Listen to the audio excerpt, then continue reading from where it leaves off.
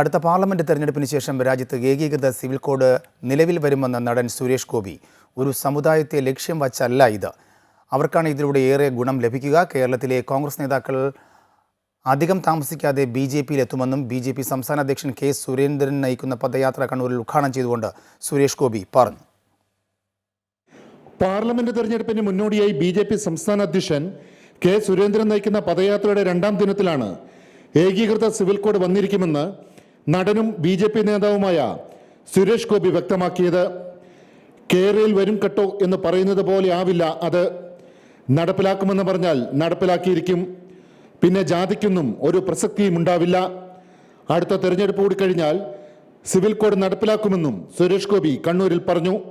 Uniform civil കോഡിന് വേണ്ടി നിലകൊള്ളുന്ന ഒരു സർക്കാരാണ്. അത് അടുത്ത ഇലക്ഷൻ മാനിഫെസ്റ്റോയിൽ വാഗ്ദാനമായിട്ട് വരുമെങ്കിൽ, അത് നടപ്പിലാക്കിയെടുക്കുമെങ്കിൽ പിന്നെ എവിടെയാണ് ജാതിക്ക് സ്ഥാനം? നമ്മളെല്ലാം ആഗ്രഹിക്കുന്നതും അതല്ലേ? അത് സംഭവിച്ചിരിക്കും. മറ്റേ കേരളയിൽ വരും കേട്ടോ എന്ന് പറഞ്ഞതുപോലെ അല്ല, വന്നിരിക്കും. ഇനി ആരും കരുതണ്ട അതൊരു പ്രത്യേക വിഭാഗത്തെ നശിപ്പിക്കാൻ അല്ലെങ്കിൽ അവരെ വിഷമിപ്പിക്കാനുള്ള ഒരു സംവിധാനമാണ്.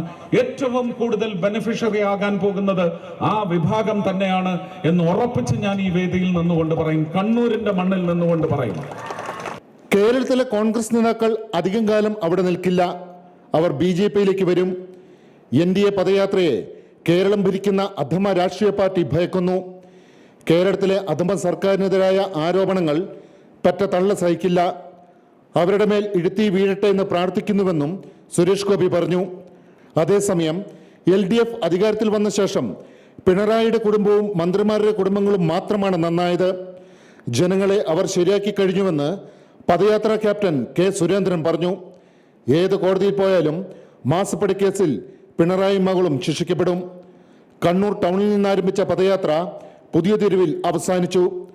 ആയിരക്കണക്കിന് പ്രവർത്തകരാണ് പദയാത്രയിൽ പങ്കെടുത്തത്. അമൃത ന്യൂസ്, കണ്ണൂർ.